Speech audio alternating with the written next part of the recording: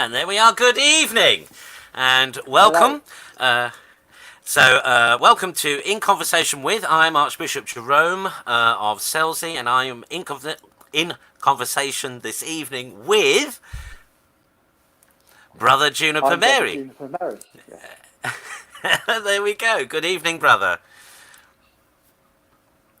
So tonight we're going to particularly talk about the experience of COVID-19 in your local community, just to give a different perspective for us here in Brighton.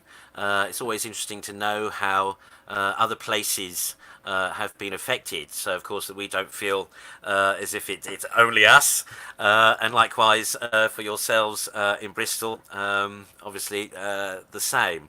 But I thought we might just begin this evening, because this is the first time that Brother Juniper has been on one of our shows. So I thought we'd just spend a little time introducing you, brother. So you are Brother Juniper-Mary. You're a novice with the Congregation of the Divine Charity. You're an old Roman.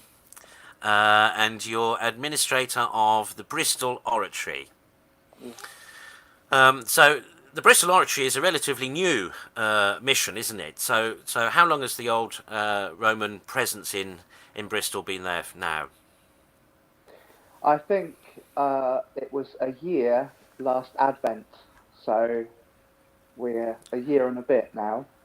I think Robert and I celebrate a year of ordination to the minor orders, our year anniversary fairly shortly. So wasn't now? Were you did you have minor ordinations at Pentecost or at that's right, Lent? Pentecost. Oh, at Pentecost. That's right, Pentecost Vigil. Yes. Yeah. Excellent. And well, certainly we missed you both being with us this year in Brighton for Holy Week, which had been the original plan. I should just mention that Robert, that we're talking about, is Dr. Robert Wilson, who, like Brother Juniper, has received the minor orders. So they're both you lectors? Yes, both lectors. Brother Juniper is based at the Little Oratory in Bristol itself, and Dr. Wilson lives in Bath.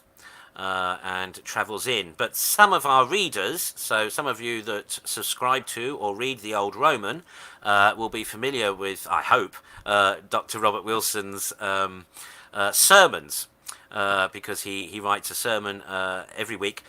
He and Brother Juniper take it in turns to preach on Sundays at the Bristol Oratory, but Dr. Wilson provides a sermon every week for the Old Roman. Now, I just thought it's a bit of fun, really, just to get to know you a bit better. I'm going to put a couple of pictures up and just ask you about them. So the first one.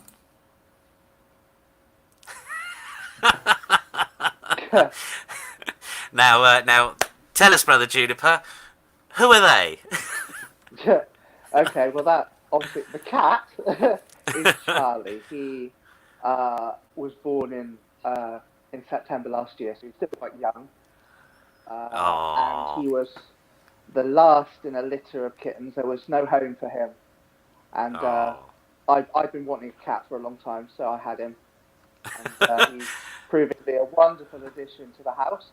And the gentleman holding him is my brother Nathan, who I live with here. So, yeah. Smashing.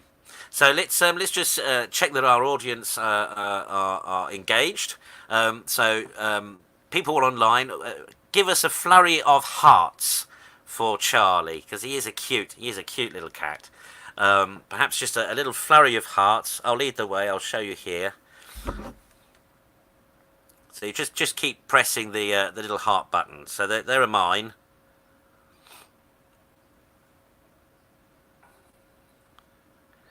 Oh yes, there we go. A few more there. Some likes as well. Excellent. There we are. So that's Charlie. So a little Oratorian kitten. Yes, he actually spends quite a lot of time in the chapel. He's very good. He's very holy. And now, but does he stay off the altar? Of course. He doesn't knock the candlesticks over, or? No, he doesn't go anywhere near it. In fact, he sleeps on my chair where I pray the office. So he confines himself to. Yes, he's very good. Super. So that's Brother Charlie, and they're together with literal Brother Nathan. So that's the little oratory community, essentially. And then now I've got a little clip here, so I'll ask you about this in a moment.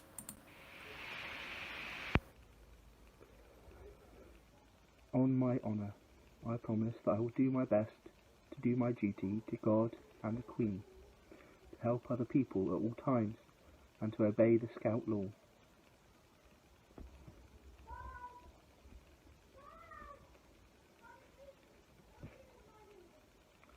Tie my reef knot.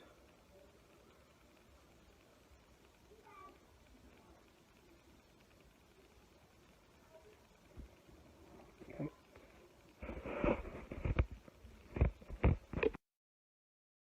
Lovely. Now explain that little clip to us, Brother Juniper. I think that would have been St. George's Day. The idea being that we couldn't gather together. Scouting was my first community, and I still belong to it. It's a worldwide family. And we take our commitment, especially as adults, very seriously. That we are committed for life to this movement in terms of shaping young people to become good citizens. And that promise that we take, we mean.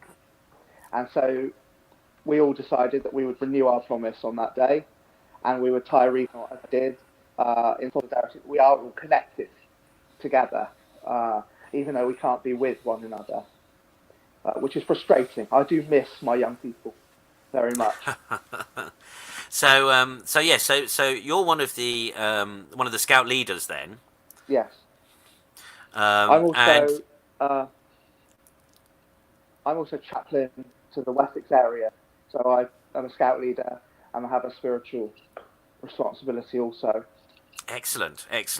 Yeah. And now I was a Cub Scout many years ago, quite a few things have changed since my time.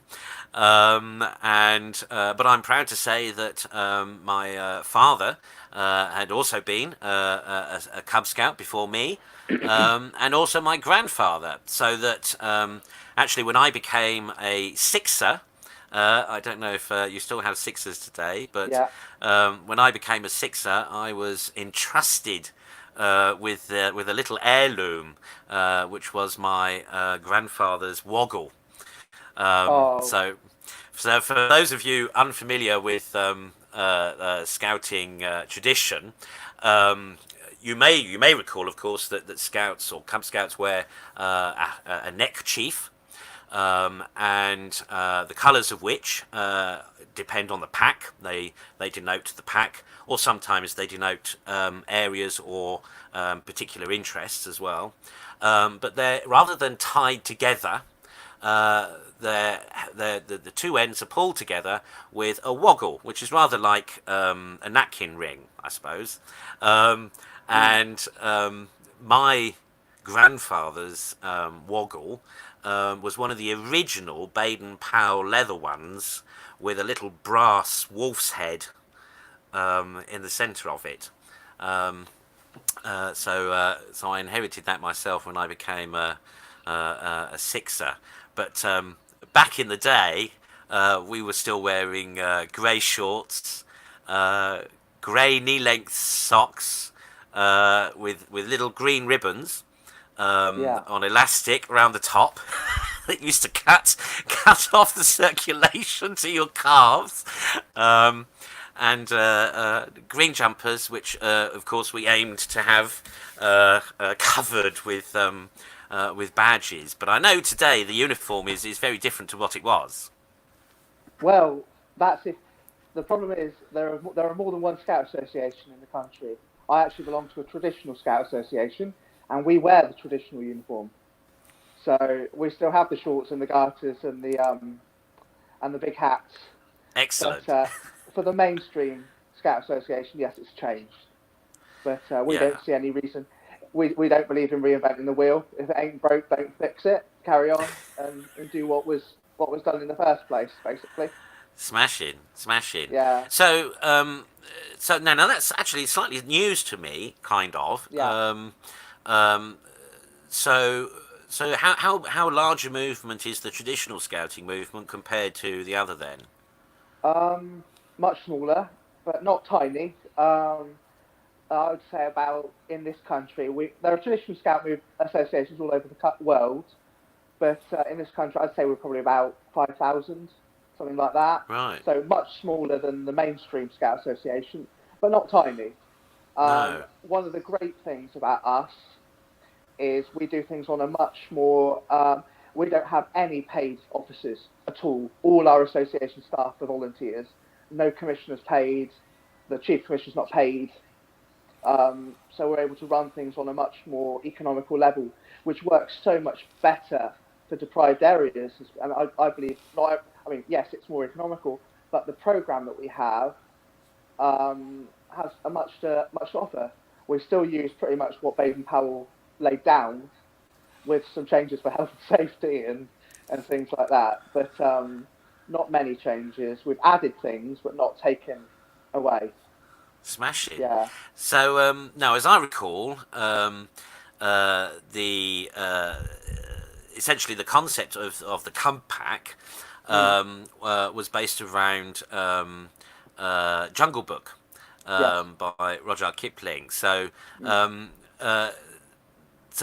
which leader name do you have? Baloo. Ah, Yes. smashing. and and was that mostly due to his character or to his stature? I suppose both. I've had that name though since I was 14. Right. Oh, fair So, enough. Fair and enough. I'm now 32. So I've never been a very sylph-like creature, but yes, It's I interesting though because I remember as a boy that yeah, all the leaders who were ever called Baloo were always big stature. yeah. But I do like him because he was the one that was responsible for teaching Mowgli the law. Exactly. Um, Exactly. so yeah, I think it fits me. But I also like the kind of symbolic connection to it.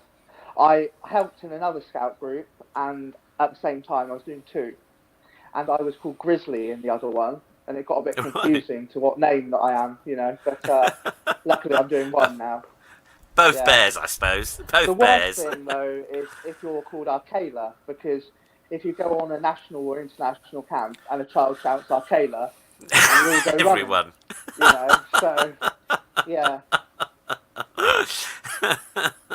So so just going back again to the traditional scouting movement. mm, So um, is that quite spread out across the country nationally?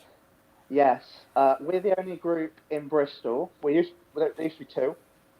The Wessex area, I think, probably got we're Wessex, Wales, and West, so the whole of the West Country and Wales. Um, and I can't remember how many groups there are, maybe 10, something like that. Um, Right. my group scoutmaster, who's in charge of our group, First Kingswood, she is also the area commissioner for that whole area. Um, Right. so we meet up and things.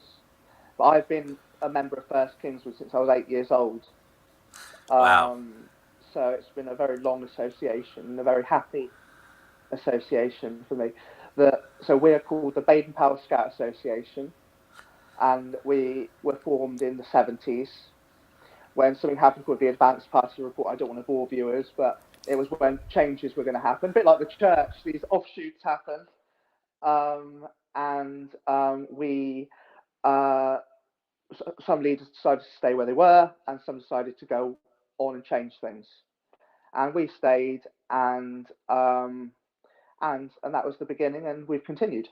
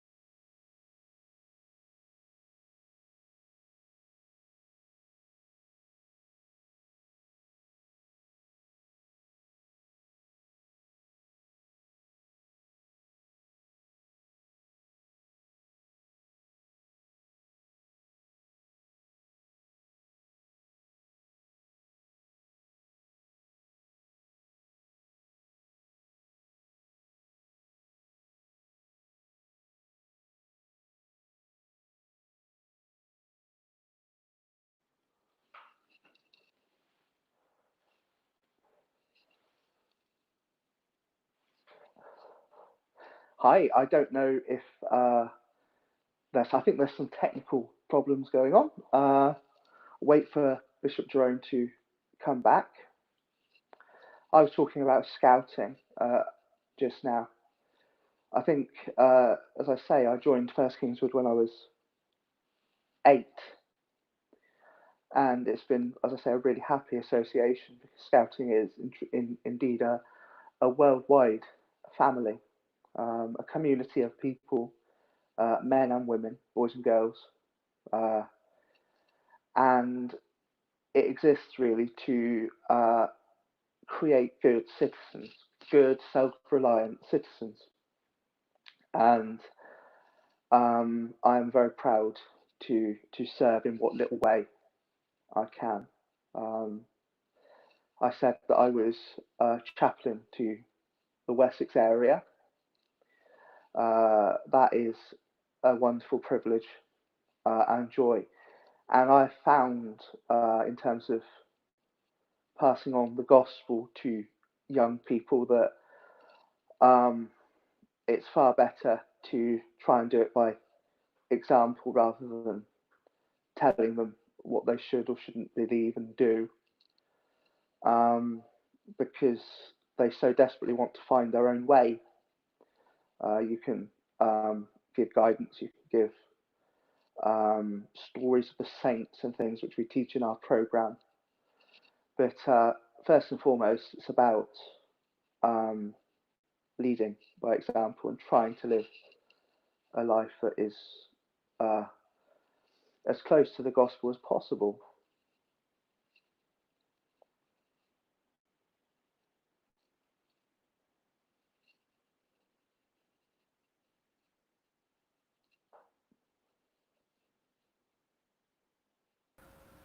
There we are. Hello. Apologies for that. Suddenly the internet went down. Oh wow. Yeah. So thank you for holding the fort.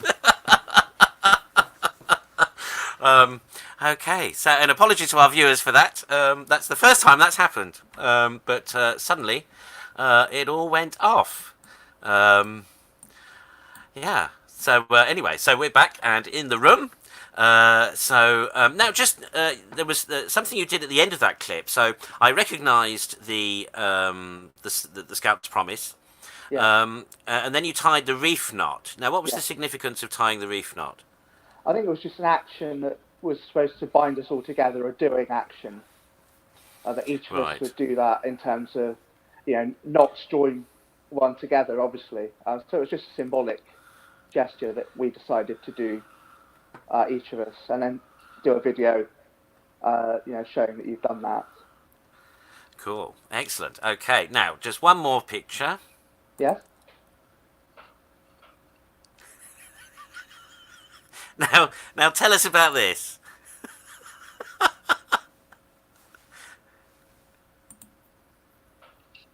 I no idea. Oh, now I lifted that from your profile. Did you? Yeah. How to sing Froggy. Oh, I think it must have just been something I shared. Yeah, no, can't tell you much about that. Okay. Just as long as long as it wasn't anti-French. That's the main Oh, thing. definitely not. No. Okay, fine. So, let's we'll go now. Well, no, maybe we shouldn't for a little while yet because we've just had a sort of break, I suppose. Did you keep talking to the folks while I was gone? I was silent for a while, and I thought maybe I'd best carry on rambling, so I decided to try and do so. Brilliant. Brilliant. Okay. Let me just change the banner there so that any latecomers can get a quick précis of what we're about. We've had some comments about. Now that figures. So Father Thomas in Chicago, Yeah. our Franciscan brother, he apparently knows what the Froggy song is. Oh, good. So, It's not one that I know. I know I'll lots of campfire songs, but not that one. but not that one. No, it's something I'll be No. sure to ask him about Oh, do. over the weekend. Yes. But uh, super. So and Bishop Nicholas as well in Bishop Kelly. He also was a scout. He was in the 54th. Here we go. In the 54th St Thomas Troop. There we go. And Father Thomas as well. Where was his comment? There you are. He was an Eagle Scout for BSA. Which is the top award in scouting you can get in America. They're quite an elite bunch of people. So Right. yeah. Well, the Eagle Scouts. Yes.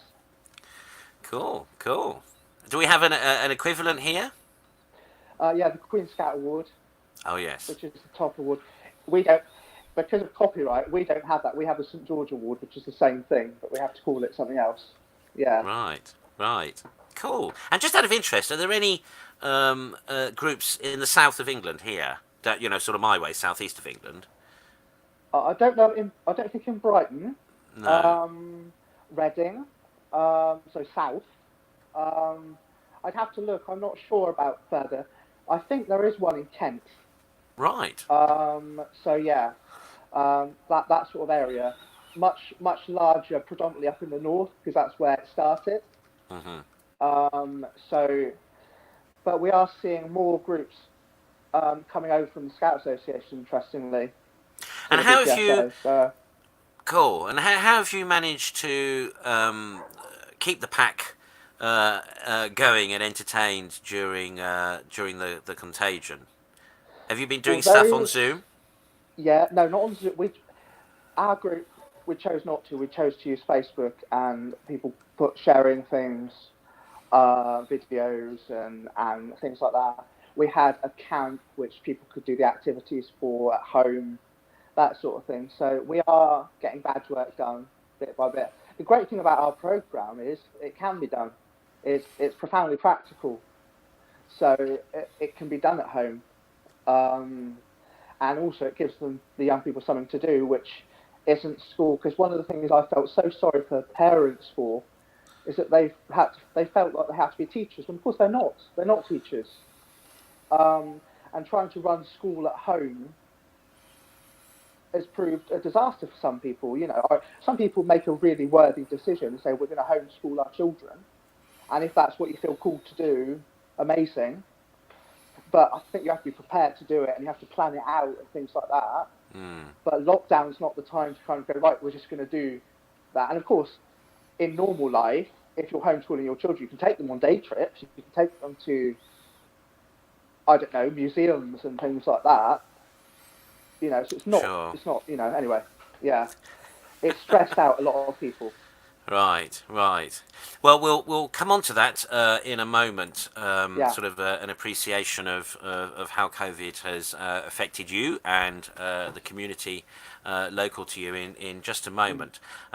Let's just finish with finish this section, as it were, on Yeah. you with tell us about this. This. I have lots of interests, and this was whose name suddenly escapes me. The guy that played Gollum from The Lord of the Rings decided for charity. Right. Well, to see, do it was the actual the Yeah. guy who actually played did the voice. Yeah, I can't think of his name now, but yeah, him who did the voice. Right. Chris, I think his name's Chris. I can't think of his name. Anyway, he did an all-day reading of The Hobbit for charity, Wow. basically. And I thought that was amazing. So, and I love The Hobbit. I love The Lord of the Rings. And I've got lots of friends who do. Thought, let's get that watched. As it happened, I didn't get to watch it because Oh. other things took over, and they obviously, because of copyright, they couldn't put the video up permanently. They had it live because they got permission from the Tolkien estate to do Right. it, but they couldn't have it for posterity. And how long was it in the end? Was it 19 hours, something like that? I'm not sure, but it would have been a long time. Yeah, Because, I think it was 19 hours yeah, continuous yeah, reading, which is yeah. quite something.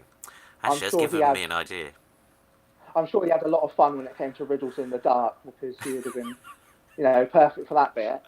Well, and of course, But if he was reading the book as yeah, opposed to the screenplay, yeah, then of course that would have been with everything in it yeah. and Well, nothing left it out. it was the book. Yeah, it was the book. So because he had to get permission from the Tolkien estate to read it, Right. out loud. Yeah. Yeah, Wow. it was a wonderful thing for him to do to volunteer his time. Yeah, absolutely. For that. And can you remember what the charity was? I can't remember. I know it was related to COVID-19, but I can't remember the specific Just see charity. if it was on. No, it didn't say. No, it doesn't say on the on the No, poster. no. Excellent. Cool. Yeah. So now, well, Tolkien, of course, was a Christian, Mm. and rather like C.S. Lewis, both of them sought to convey Christian principles and Christian teaching and theology in their writing. Um, and the Lord of the Rings is a very worthy and notable contribution to children's literature. How would you compare something like the Lord of the Rings with, say, Harry Potter? I, mm, I don't think you can.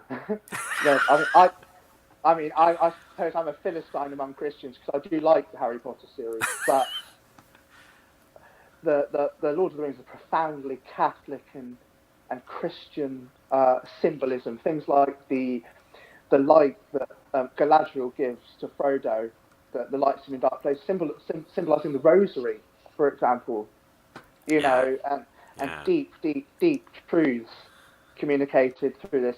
And you can read Harry Potter, and you can read some things, some Christological things like resurrection, giving one's life for the world and things like that. But it's not the same level because it's not the same depth and the same richness.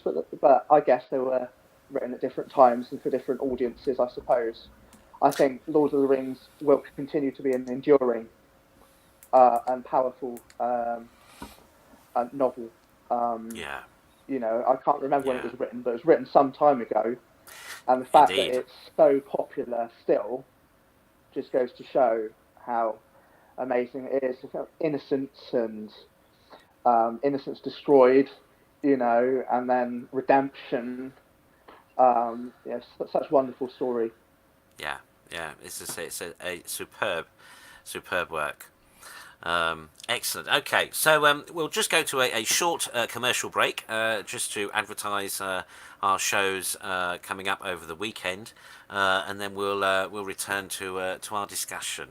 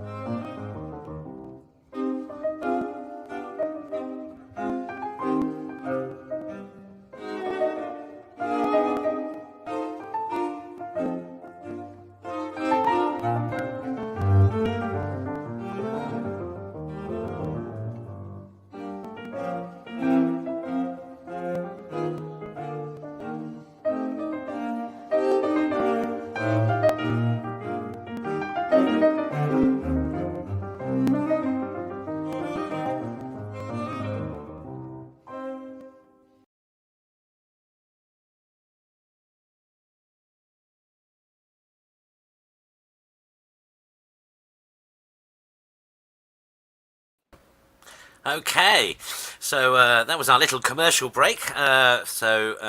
Now, brother, I hope. But have you been watching? Have you been watching the shows that we've been broadcasting? Oh yes, not always live, but certainly when they afterwards. Yeah, Okay, and I think it's been an amazing resource, an amazing source of strength because there's a lot of unwholesome media, um, and a lot of scary things going on. So it's nice to hear positive things, also thoughtful things, also things to make one laugh and and get to know people who I've maybe heard the names of, but never met. Uh, you know, yeah, no, this is the thing about us traditionalists and old Romans. We're quite widely dispersed around the globe. The internet is a great to use an Anglican term, via media, that enables us to know each other, and as you say, this new form.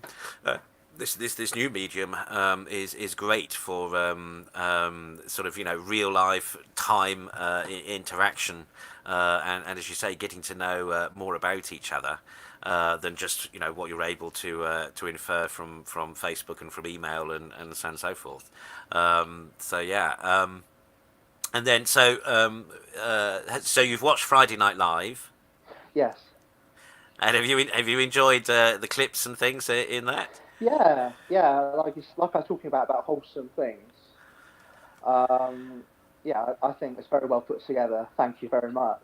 Yeah. That's all right. I didn't get to watch your catechism yesterday, but that was a really Oh, good late night catechism. thing. Yeah. Yeah, Yes. Now, late night catechism. For those of you who don't know, that's a new thing that's just started. Last night was the first episode. Now, as much as it makes any difference here in the UK, of course, it's broadcast at 9 p.m.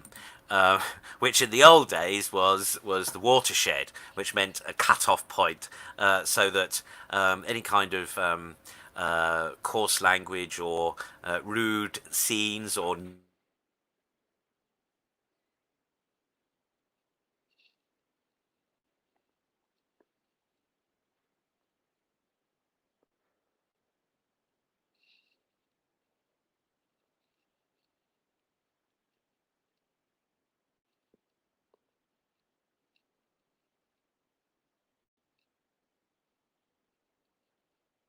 I think we might have lost His Grace again briefly. Hopefully, he'll be back very shortly.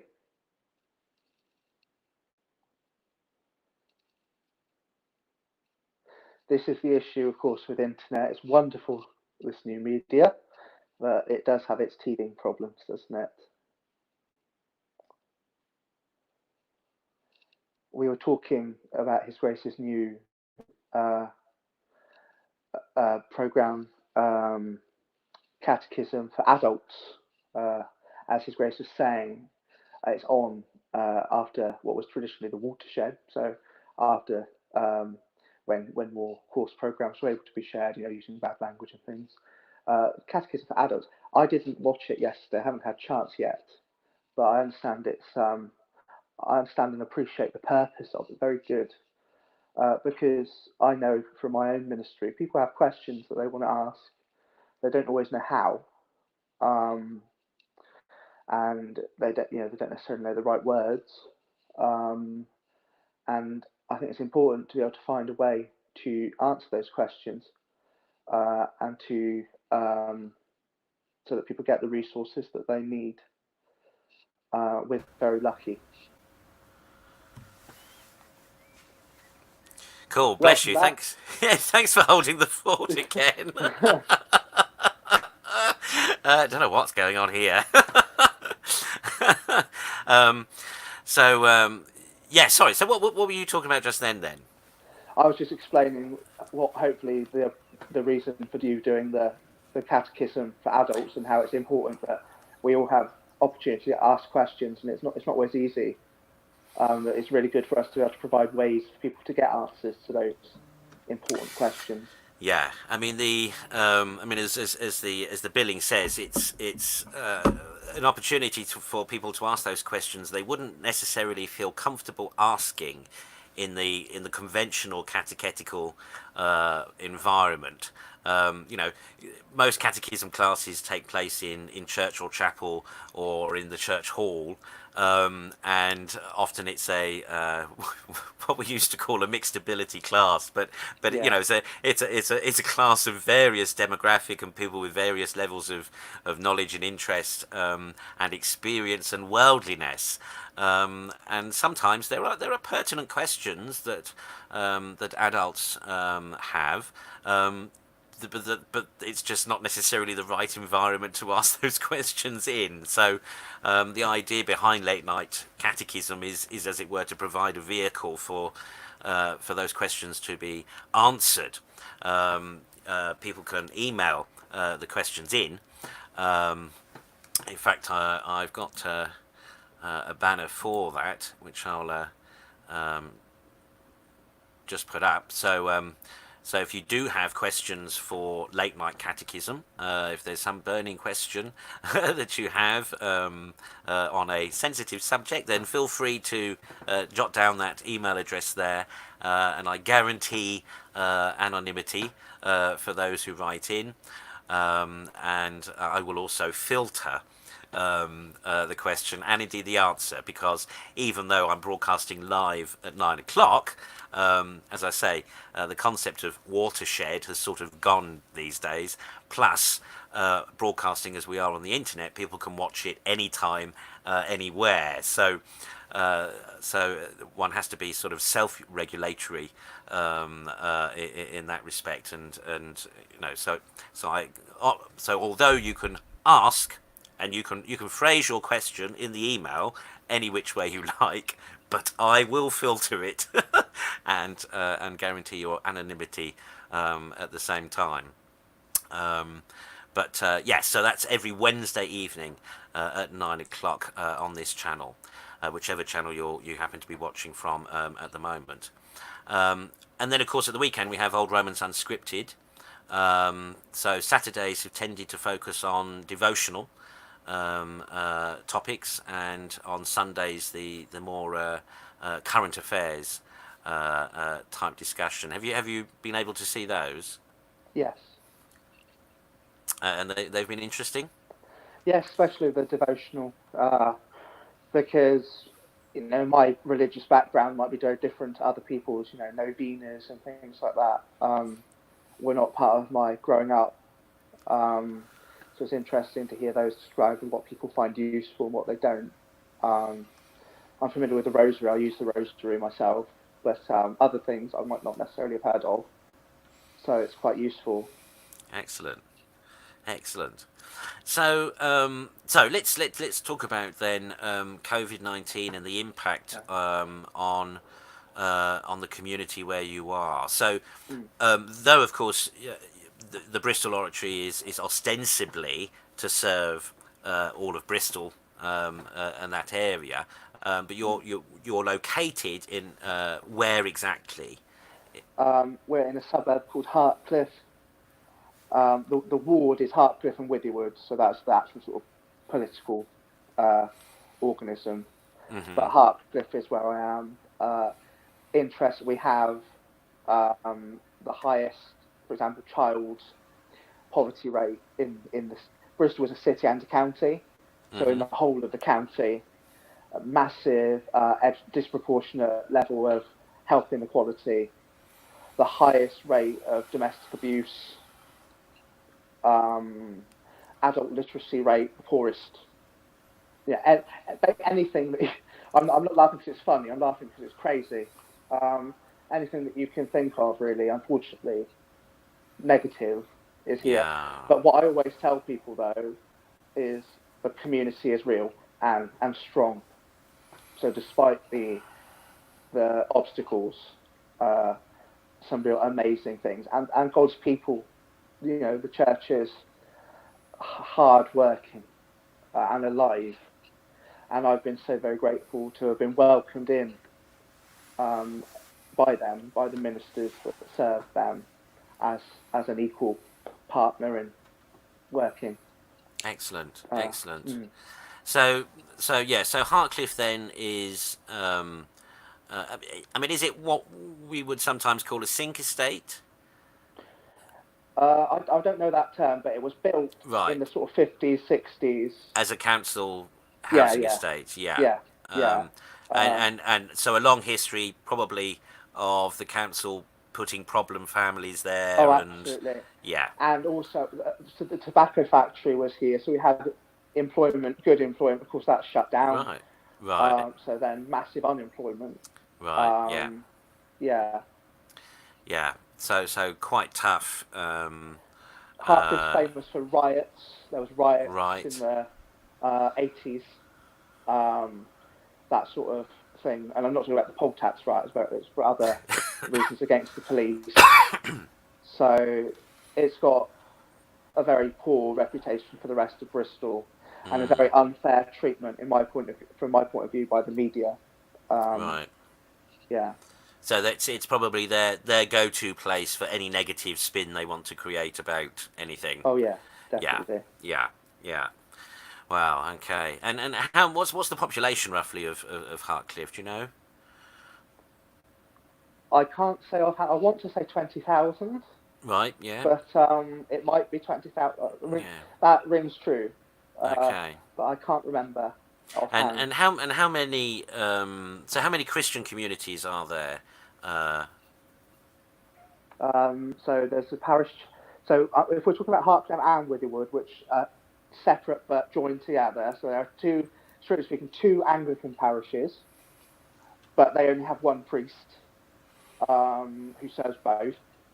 Uh, one Roman Catholic parish, um, a Methodist church, but is served by an evangelical congregation at the moment, so it's not used by the Methodists, and a few house churches dotted round, which is interesting from my point of view, mm, and various other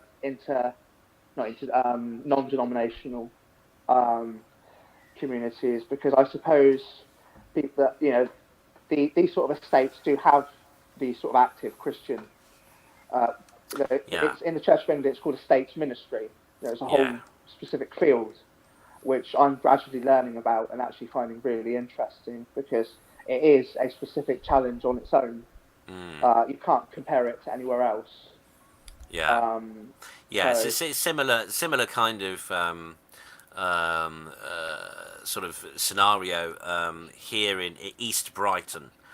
yeah, Would be a place called Whitehawk, is generally considered to be probably our equivalent of Hartcliffe. Also to an area known as Malls Combe and Bevan Dean. Um, all of them were, council estates erected after the war in the 50s, and and in much the same way as we described the development of Hartcliffe. So the same was true there as well. Initially, there was good employment opportunities with factories and things, but then of course that all changed. But there's still great positivism going on, and but there's lots of hot mission ground. yeah, So there are lots of likewise house churches and non-denominational Christian groups go in there to church plant. Um, the Holy Trinity Brompton, of course, here are at St Peter's, which is in the central of Brighton, but they've also taken over St Cuthman's Whitehawk, and beginning to do great things there. Um, uh, and there's great collaboration there too, between the churches who have a presence in those places. Lots of joint missionary endeavour in various ways, from joint witness at Good Friday and things like that, through to youth groups and things. So Yeah, so I can relate and have an appreciation for the situation where you are. So in terms of the contagion, then how did that affect the local community, or how is it affecting? It's continuing to affect in lots of different ways. Like I explained, we've got a really high health inequality anyway, which means that we have a disproportionate number of vulnerable people from the rest of Bristol. So we've got many more people isolating than in other parts of Bristol. But I was involved very loosely because I was ill, as you know, at the start Mm. of the breakout with planning and getting things organised. But the amount of volunteers that signed up straight away was overwhelming and amazing. And the organisations have continued to grow. So that there are multiple agencies and charities serving, things like getting prescriptions, doing shopping and things. We have a charity that is making hot meals and delivering them, for example. Um, so I think we are coping very, very well uh, with this, and I think that the response from the community has been overwhelming in terms of the support of businesses, things Mm-hmm. like Morrison's and things like that, supporting. Um, they, of their own initiative, are now delivering as separate from the kind of online shopping, because that is impossible. I've tried to get online shopping and you can't get slots, So separate from that, they're saying to vulnerable people, we will, here's an order form, you can order. So that because we're so badly affected, that's a wonderful thing that they've done. But the community as a whole has been amazing. I was out today because I have somebody in temporary accommodation, and we were trying to secure her permanent accommodation today. And I did see that there were large gatherings in the parks and things. So you do get, unfortunately, people that aren't listening. Mm. I think you've got that everywhere. Um, Yeah. so it's quite sad because this is so important that we And do the right this, thing. yeah, and often, I mean, part of the problem of, as you said, illiteracy and is an issue Mm, locally, and so that doesn't help in terms of people understanding the messages no, that the government and local authorities are trying to get out into communities. Is there a high ethnic proportion of the community there too? no, we are very No. unique for Bristol Right. in that very, very low BAME Right. population. In fact, people come and then leave because there are people who maybe are not very tolerant Right. of that. But also, there have been various studies that there aren't the shops, the specialist shops that these cultures need, for example. So it's just not something that we have here. Right. Um, yeah, it's an interesting Because I mean, situation. here in Brighton, we have quite a high percentage of BME, Yeah, and as you know, they have been nationally the most affected yes. by the contagion. They seem to be more Mm, prone to it, and part of the problem as well nationally has been being able to get information translated and interpreted for the various different ethnic cultures to know what's going on yes, and have it in their own tongue. yes. There's a great charity called I think it's Doctors for the World, or Doctors of the World, who did the initial work on that and translated some 35 languages on their website of various COVID advice, and later the NHS has picked up on that work and tried to get the messages out into those communities, but it does seem as though it's perhaps some kind of biological or genealogical difference that affects the BME community worse with COVID than others. which of course they're trying to get to the bottom of. But of course, part of the reflection in the figures of those affected with BME is because so many of our hospital frontline staff come from ethnic backgrounds. That's true. I hadn't You thought know, of that, but that's very yeah, true. Yeah, yeah. If you and almost universally everywhere in the country.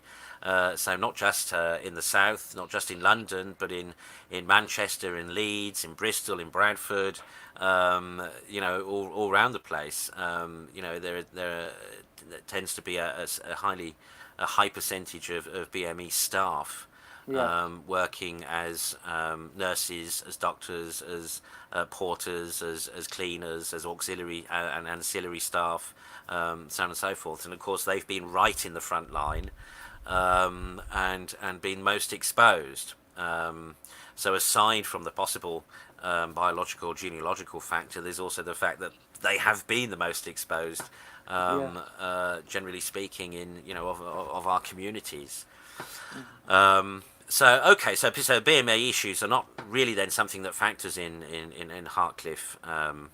Not in a big way, no. And No. unfortunately, that's another one of our many issues to continue to try and deal with.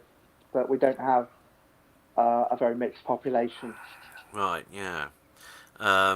So I know that before, so as you say, you tragically became, well, not tragically, of course, but you were ill at the beginning of the contagion. But I know Yes, before that you already were involved with food projects, for example, yes, Christmas Christmas dinner, Christmas lunch, wasn't it? yes. We Yeah. served 40, 40 families, and many more were delivered food as well. So on the day we served people, but we had stuff left over. So that was a local initiative started by a local person, decided to do it, and I just offered to help. So it's Excellent. amazing the people care, Yeah, you know. and I think if there's what I hope, because what's been demonstrated up and down the country is this great sort of groundswell of local volunteers Yes, and very much local people's initiatives yes, that have plugged the gap in social services and social care, yeah, particularly to service the most vulnerable yeah, in our society by providing them, with as you say, with people who will take deliveries, who will do shopping, who will collect prescriptions, who will cook and deliver food.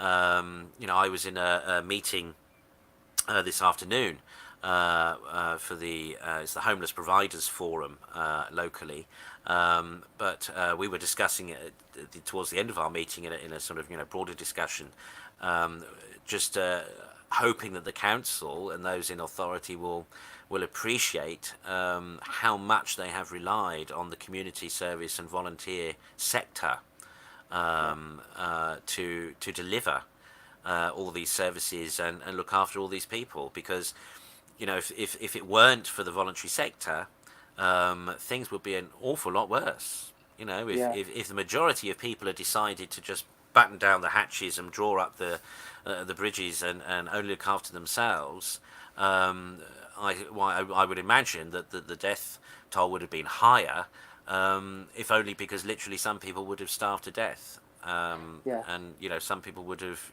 just gone by the wayside, as it were.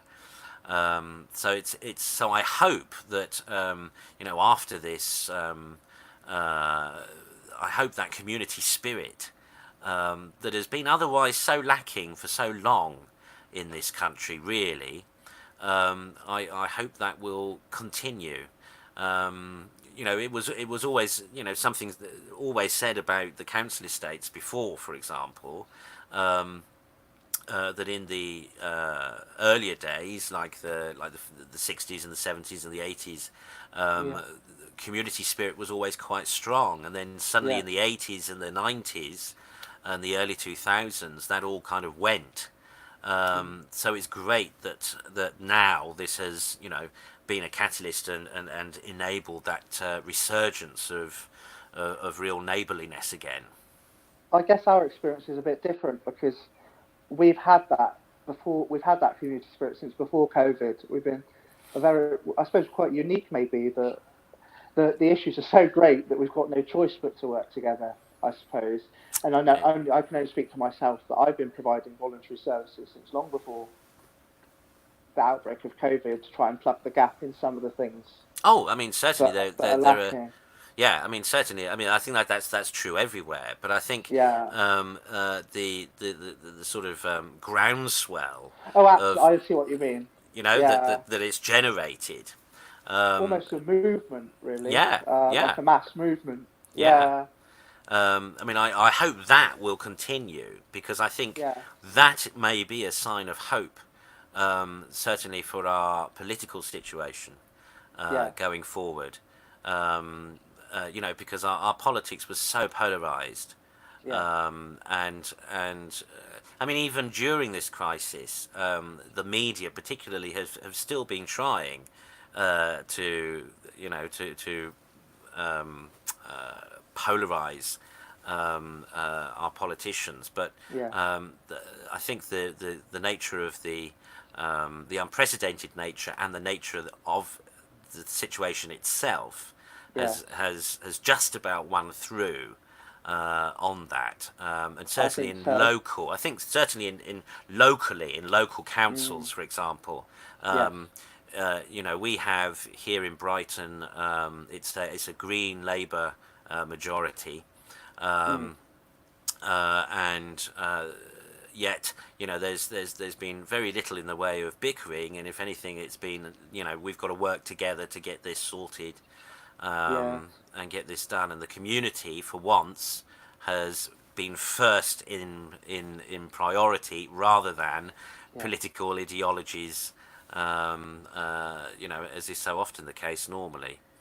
I think it's a sort of wartime scenario, isn't it? Really, In where some everybody has ways, to yeah. In some work ways, together. I mean, Yeah, there and I are. certainly want to. Go on.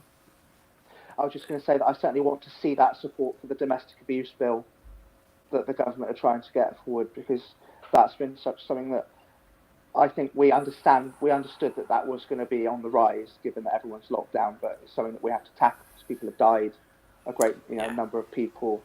So there is a domestic abuse bill before Parliament, and it's seen support, from all parties. So it'd be wonderful if that can actually go through, because yeah, we have to focus on the people and the yeah. issues, not the parties. Exactly, exactly. I mean, that has been one of the great minuses of the experience of COVID nationally has been the rise in domestic violence and domestic abuse, and some of it for appreciable though unexpected reasons. Who knew that so many people without the outlet of work couldn't stand each other's company um, enough not to lash out at each other at home, and Yeah, that's where I mean that itself speaks to I mean I could go further on that point, because it speaks, I think, to a fundamental underlying problem with contemporary society, that yeah, actually late night catechism is supposed to try and help address, which is the fundamental issue of happiness, and what is happiness and what connotates happiness, and what is real and true happiness. And the difference, because it's understanding the difference that may prevent in the future the kind of relationships and scenarios that prevail at the moment, that make people so unhappy. But it's been shocking. The rise in domestic violence has been really quite shocking, because at one point, of course, during the lockdown, ordinary crime figures went down, but domestic violence figures rose exponentially. well, And I it's think there's. something that your ministry is predominantly towards the homeless. My ministry has been among victims of domestic abuse. I don't know why God has chosen. I guess it's just the area I happen to be in where that's the issue. But it's certainly, if I had to say what are the main things that I'm dealing with, it would be that. Yeah. Sadly, and that Yeah. was before COVID. Yeah. Yeah. It's made harder, obviously, with COVID. Well, I mean, one of the things I'm working on at the moment is developing uh, a listening service Mm. aimed particularly at men. Yeah. And it's interesting because this was I had similar conversations in the Philippines actually when I was out there in January February. Um, part of the problem today is that there are few opportunities for men to talk through Mm. and to share their problems, just to express themselves with others. So many of them feel, even within a stable and a happy marriage or relationship, they still feel some kind of extra sense of burden or responsibility upon themselves to Yeah. be the breadwinner or to be the man. And while there certainly, traditional the principles of traditional masculinity and of masculine responsibility in the home are indeed worth exploring and bringing back to the fore. At the same time, is the necessity to allow men to socialise. In the old days, there were the working men's clubs. There was the Labour Club. There was or the pub. There were these places where men could be with men and discuss things that were affecting them, but that they just don't feel comfortable talking about with their partner, or they just don't feel comfortable talking about with women. Um, Men again generally are not very good regarding their health. Um, they're not very good, certainly regarding their mental health. No. And So one of the things that I've identified with some other charities locally here is we're looking into the feasibility of establishing not a helpline, Mm. but a listening service, Yeah. so that men can ring up, and we're not promising that we've got the answers, but it's just an opportunity for them to vent. If it just Yeah. means that they vent for 5 minutes, but if that venting means that they're not going to vent at home, Yeah. and take it out on their spouse or indeed on their children, Mm. then that can only be a good thing. And perhaps when things are more free again, we might be able to look at the feasibility of creating groups Yeah. that people may be able to come to. It's one of the things that I've noticed, for example, working with the homeless, that Mm. things like Narcotics Anonymous and Alcoholics Anonymous, etc. A lot of them, again, because so many more men than women tend to have these issues and these problems, but also they do tend to go to these groups, and Yes. they do like the opportunity with other men to share and offload, Yes. and discuss their problems. Um, so that's something that I'm working on at the moment. Um, and that's partly because we are homeless guys. Bless Mm. them, most of them are in accommodation now. They're better fed than they've ever been before. I mean, the change actually in our homeless population has been quite incredible. The mental change, Yes. just having that regularity of accommodation, being secure, Yes. and having regular meals, etc. That's all had a really positive effect on a lot of our homeless population. But what we've started to talk about now is what happens next. When the council have promised that they don't want to throw them out and put them back on the street. And again, most of the voluntary sector providers, we want to ensure that that doesn't happen either. So Yes. we're just beginning talks now with the housing, with the council responsible for housing and adult social care, etc., to work out plans, a strategy for going forward as to what happens next to these guys, to make sure that they don't Yeah. end up back on the streets. But there's me going on about Brighton, and we're supposed to be hearing about you in Bristol. So, in Hartcliffe, is there a particular issue with homelessness at all?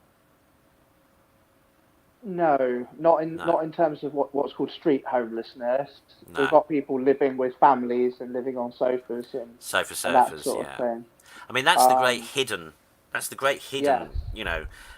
Part of the populace that people often don't think about. Sometimes the government often hasn't thought about. It's no, when homeless services, so homeless day centres, for example, when we're seeing like 80 to 100 people a day, and then their rough sleeper count is like 30 or 40. yeah, They don't understand that the discrepancy includes those who are technically homeless because they have no fixed abode, but they aren't on the yeah, street. They are yeah, staying with friends. They are staying on sleeping on people's sofas. yeah, Um, there's another target area of help that needs to be addressed going forward. Because as much as we may be able, hopefully, to keep the homeless off the streets, that we've been able to get off the streets because of the crisis, what we don't want to see is other people come onto the streets, and a little bit of that has been happening. Where people, it's one thing. It's one thing. It's that thing about living together, isn't it? That when people have, when people have got jobs, and when people have got things to go to and things to do, it's quite different than sharing a house from when you're living on top of each other 24/7, yeah. which of course is most people's experience of the lockdown. I can talk. I mean, I lived in community most of my adult life. With 20 or 30 other people, and that's there are days when everyone gets on your nerves. Yes. Even with 6 or 7 acres of space. Yeah, You quite. know, I mean, so likewise. Yeah, likewise. yeah, yeah, Likewise, both in higher education and in the and in clerical and religious life. mm, Yeah, even in religious communities, people can get on other people's wicks. yeah. Yeah. Yeah. Sometimes there is no space big enough. Cool. So what are you engaged with at the moment then? In terms of going forward for yourself, now that you're obviously Mm, you're better and you're not ill, yeah. have you got jumped back on board with some of these projects? I Unfortunately, I have pre-existing conditions, so I have to shield Yeah. as Yes, of much as course. possible. So I can't leave. I only leave when I have to. Like, for example, today there was nobody else to go with this person to this accommodation, so I did go. Um, but I'm doing it for the sake of other people, because if I was to get ill, that would take up a bed in hospital and stuff. So, you have to do it for all those different reasons. So, trying to do things at a distance. Um, I am still corresponding with and on the phone to the people I was supporting beforehand, Super. um, and talking to local charities, doing whatever I can in terms of admin. Cool. Anything that I can do at a distance, I'm doing. Smashing. It's Yeah, interesting, actually. Amongst clergy, that many of us have been laughing and saying we've been more busy. yeah. We've been more busy during the lockdown than we were before, or some of us were before. Well, Yeah. I had a rant about this actually on Facebook because somebody put why are religious workers designated key workers? Churches are closed. Why do they have? And I said, well, actually, do you realise what I've done this week? For example, Yeah. I'm not saying I'm wonderful. I'm saying, look, come on, we're just because you don't value religion, don't write us off, Yeah, quite. because Well, I mean, we have an even important duty. yeah, I mean, even a city like Brighton and Hove, which most people, most religious people refer to as Nineveh. Um, uh, it's a very metropolitan, cosmopolitan society. But as was pointed out to the new mayor recently, not the current new mayor, but the mayor before, when she was new, who tried to suggest that religion perhaps wasn't all that important locally.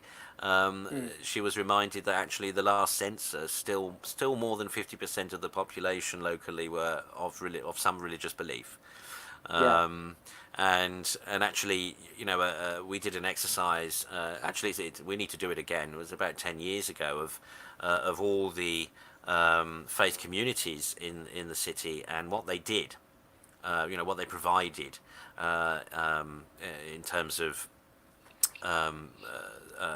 looking after the vulnerable and providing day centres, etc. And it was quite staggering how much the faith communities were doing then in the city. I mean, I know that one of the statistics then was that some 25,000 people were then, this is 10 years ago, reliant on the faith communities for food. Yeah. And exponentially, of course, now that must have grown, and must be different. So it would be good actually to do that exercise again to see what the contemporary situation is. But we know, just alone from the third sector, from the wider third sector,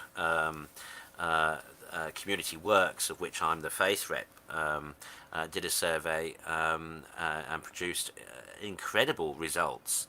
That the third sector, for example, brought in something like 8 million, I think it was, in revenue to the city on a regular basis, and all sorts of incredible statistics, because it's so often charities, of course, that look after and specialise.